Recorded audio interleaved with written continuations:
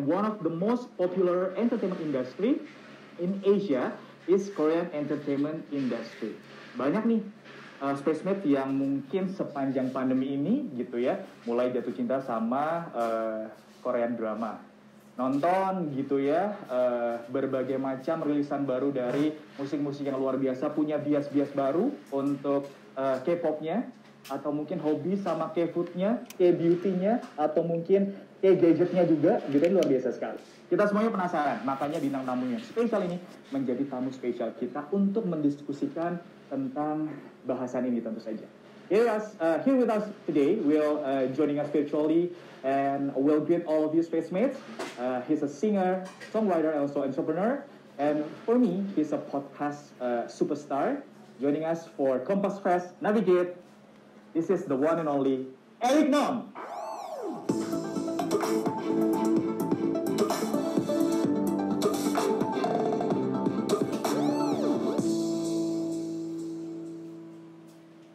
Hi, Eric. Hi, how are you? I'm doing good. How are you? I'm doing well. Thank you for having me. So, where you are right now? In Korea, or maybe your primary residence is in LA? I am actually in Korea right now. Mm-hmm. But yeah, I've been kind of, I guess, in LA for most of this year. Mm-hmm. Okay, But so right now I'm in Korea. how's everything going, and how you handle this pandemic, and how you cope with maybe the past 1.5 year of this pandemic, Eric? Yeah, I think it's been hard, difficult, for everybody, right? It's been difficult and if not only physically, but also mentally and emotionally, psychologically, it's been very hard on everybody. But for me, I think I've been trying to just put my head down and work as much as possible, as safely as possible. And I've just kind of kept busy. I think we are all living and dealing with a new normal and just trying to adjust with it. But yeah, just trying to stay safe, trying to stay healthy, happy, and work. But I've been very blessed to be able to spend more time with family because of us not being able to travel or work naturally as much as we did before. Yeah. But maybe before we will start our discussion, I need to acknowledge that there's a lot of going on for you recently, that you just transformed from Korea K-pop debug into debug show, and then you just released the Mindset audio collection as well, that you're really into mental health. Anything that you want to share, or maybe giving us an update for the debug show, or maybe the Mindset, your mental health audio collection? Yeah, I would love to. Well, Tebak show, it used to be K-pop Tebak. Yeah. And we've done 125 episodes of the Tebak show.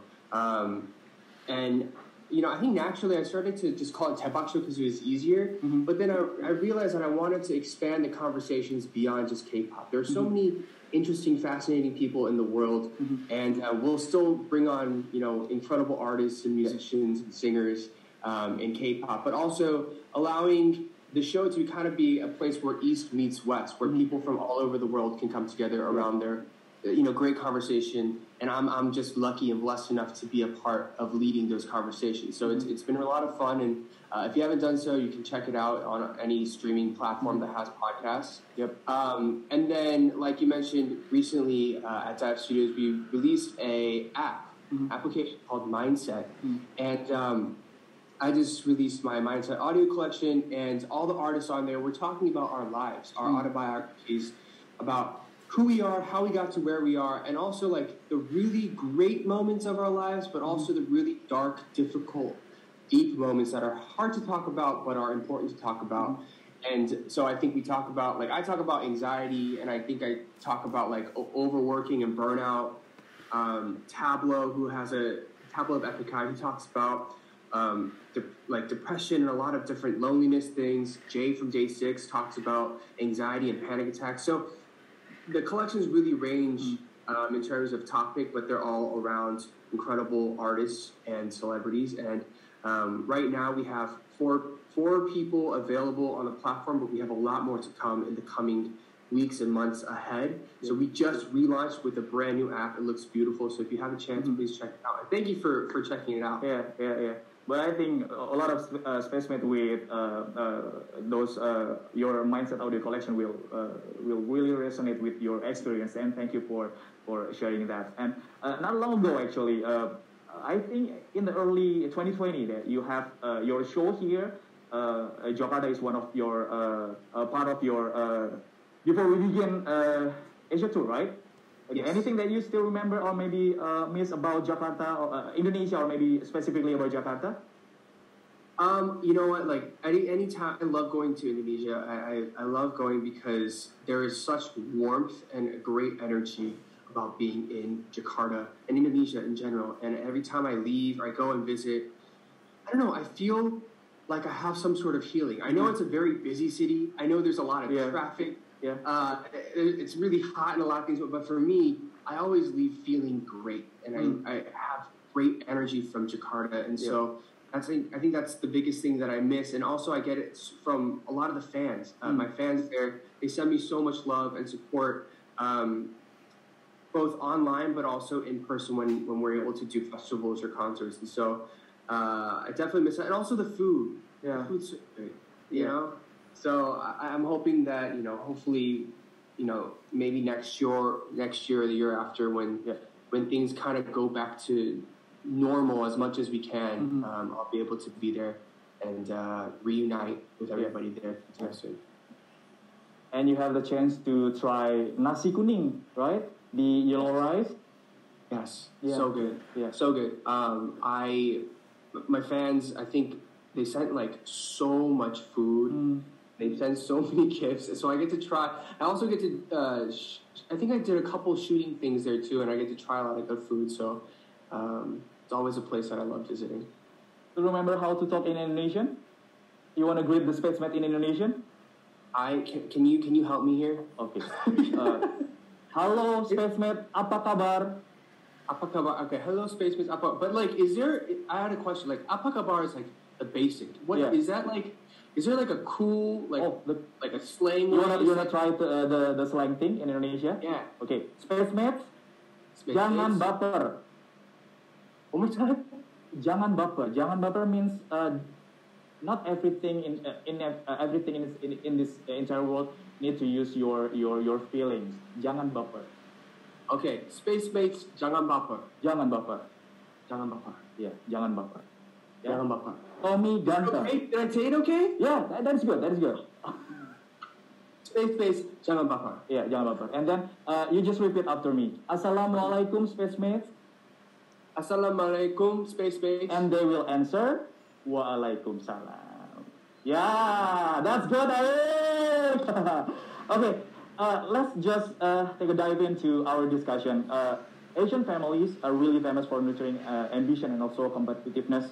And how was your family back then? How do Asian values, upbringing shape you? Tell us some of the values that from your family thought that still resonate and help you until this day. I think maybe at the beginning of your career, your mother not really giving her support for your career. But anything that you want to share about your family support you for your career?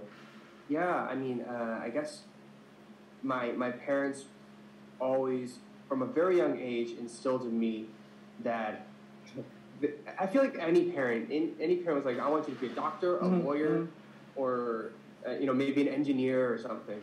But none of that really ever interested me. But I studied really hard and I did all the right things and I checked everything off the checklist because that's what was expected and that's what I was told to do. When it came to being a creative, I don't think my parents were ever very excited about it. They never really thought I would actually do it. But for me, I did all the things my parents asked so that when I had the opportunity to do what I really wanted, I could say, no, thank you, I'm going to try this. So my mom particularly was not very supportive when I turned down my job offer from Deloitte and I decided to become a singer. And so even until, I guess it's been like 4 years now, until a few years ago, my mom was still like, why do people like you? And do people even know you? And she'd be like, you should just get a normal job or go back to your original job. And so I think it's not so much being like not supportive. I think it comes from a place of concern. And that's what any parent is. They're concerned that we're not going to, have an incredible life, because that's what, they all want for us. But when it comes to like competitive nature, I do remember being my mom and dad being like, you have to be the best, or you have to be a leader. And I tried, but I also knew that I was not the smartest. I was never going to be the smartest. But for me, the way I changed the thinking was, but what can I do to make myself stand out? What can I do that nobody else can do? And I think that's what was always something that kind of pushed me and motivated me throughout my life and career. Yeah. Okay, let's speak about the Korean entertainment industry that I think right now is going global. And this year, I think this year marks your 8th year since your debut, right? Yes. Yeah, 2013. This is not the most. I think the Korean entertainment industry is one of the most competitive ecosystem. And how this ecosystem shapes you as a creator, and what's the healthy way to take advantage rather than being divided by this competitive ecosystem? Oh man, great question. I think for me, the way that this ecosystem has shaped me is that, for me, like, to be very honest, like, I was not in a group. I never had, incredible training or a trainee system. I was discovered off of a TV program. And so it was interesting because I didn't fit ever into one single category. But what I learned throughout, the years of me trying to make it and succeed is that I have to be open-minded enough and willing to not just work hard, but try anything and everything, to be very humble about it. Because there are so many moments where you're like, oh no, I don't want to do that because I might not be good at it, or I don't want to do it because it makes me look a certain way. But for me, I think I was always so hungry and ambitious to be like, I'll try it all. Why not? Yeah. Because the one thing that I think was, I remember when I first started my career, I was doing music, but also they're like, do you want to start doing interviews? Do you want to interview Robert Downey Jr.? Do you want to interview Matt Damon? Do you want to interview all these artists and whatever?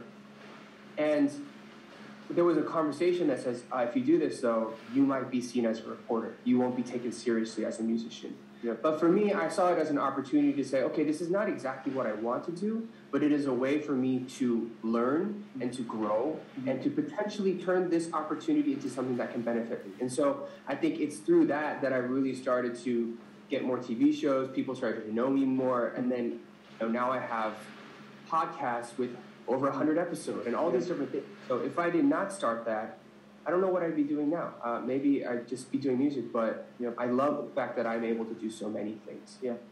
As a digital creator, we know that the digital ecosystem, this social media, is not really famous for being kind to the creator.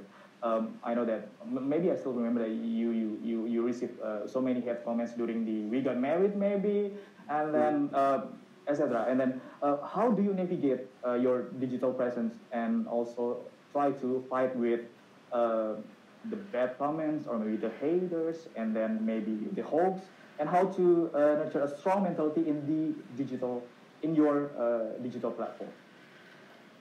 I think for me, I process it a couple ways. First, I'm very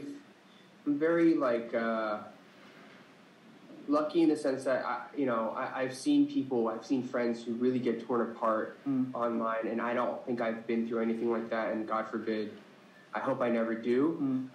But it's really about, I think when you're opening yourself up to the world, whether you want to or not, you have to be prepared for any moment when people can try to come at you and tear you down. And so you have to be very strong mentally, and you have to be very prepared for that. And I think for me, I never want to put anything out or put anything out in a way in which people might feel offended or hurt or anything. And so I think I always try to focus on myself, like what can I do better? When things are out of my control and people say things that just aren't true or just mean, then I'm like, that's not my problem. That is something that they're going through, that they're processing, and for some reason that outlet is on my comments, but I try to kind of think of it as like, it's not me, that's just them. And that's like, I think that's like the best way that I try to like get through it. But the other thing is also limiting social exposure. I think it's hard because so much of our lives are online, and as creators or as part of the creative economy, everything that we put out is digital. And so we need to be digitally relevant and active, but also managing so that it's something that you can manage yourself. So for myself, I found that I naturally, it wasn't even intentional, I naturally stopped posting on Instagram very much and TikTok very much, just because, especially during the pandemic, I don't know, I didn't feel like I wasn't always happy, and I wasn't always like excited about things for natural, the reason the world, the way things are. But also stepping back, like, it's okay to not post. It's okay to feel bad. And if you are feeling bad and you want to express that, you should be okay saying, hey guys, I've been going through a really hard time. So I think honesty, transparency is something that audiences really value. But just being sure of yourself and having a very strong mental mindset, I think is very important in kind of navigating the world of social media right now. Yeah. So screen time is really important for you, Eric. And then limiting social exposure is really important for you, for your mental health as well. I actually still have so many questions that I want to ask for you, but I think I want to read that a lot of your Indonesian fans already have so many questions for you. And this is coming from our space mate. Eric, what advice would you give to everyone who is trying to pursue a career like you, maybe as a singer, songwriter, and also entrepreneur? Oh, okay. I think we live in a day and age where anybody can do or be anything. And I mean that in the most exciting, optimistic way possible. Because we have the internet and we have access to resources and tools and apps and technology that allows us to reach people across the world and find communities that resonate with us, with who I am, with who you are, however you identify, whatever you do. And so I would just say, like, be open-minded, put yourself out there, and be experimental. And also know that this is a conversation that I have with a lot of friends who are artists or who are, may have been artists and are moving on to something else. It's like, find what you love. What are you really passionate about? And think about the focus of, okay, what is it about that thing that I really love, right? Because if you really love music and you really just love producing music, then sometimes I tell my friends, like, okay, if you really love that, you could just be a great producer. You don't have to be on stage. You don't have to be on TV. And just finding, like, the core thing of what it is you love and really focusing on that, and then letting everything else that comes with it kind of fade away. And allowing yourself to really focus will not only let you really develop your craft the best you can, but also I think gives you a great chance of being personally satisfied. And I think personal satisfaction and personal happiness is the most important thing, particularly in today's day and age. And that's what fans and audiences are looking for.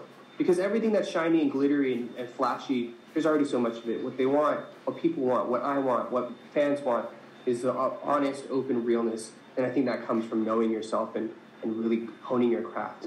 So yeah, I hope that helps. Does that help? Does that make sense, Tommy? Did that make sense? It really makes sense. Everyone try to capture or maybe videotape your answer to as their guidance for their career. Thank you so much, Eric. I hope I have so many times to talk to you, and thank you so much for joining us for the second day of Kompas Fest. Yeah, thank you so much for having me, Tommy. Thank you for being such a great host, and hopefully we'll be able to do this in person sometime. Yep. Everybody, hope you guys enjoy Kompas Fest, and please look out for my new music and album coming very soon, and I hope to see you guys very soon. Yep, looking forward for your new music, Eric. Thank you so much, ladies and gentlemen, space mates. Eric Nam!